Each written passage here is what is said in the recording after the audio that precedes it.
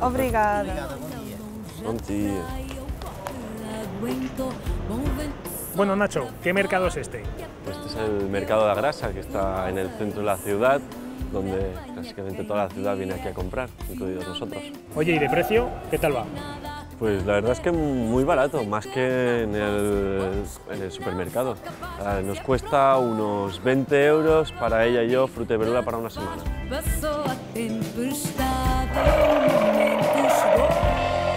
Bueno, y aquí otra cosa típica de la isla, las piñas. Correcto, ananás en portugués. Ahora tenemos a 2,49, están baratas. Con que es un producto que tarda 2 años en hacerse, a veces el precio se multiplica por 2, por 3. Yo he visto ver 7 euros el kilo fácilmente. ¿Y son muy diferentes a las que podemos comer en Aragón? Allí consumimos las de Brasil, que son abacaxi. Son más ácidas, estas son más dulces. De manhã cedinho eu salto do ninho e vou pra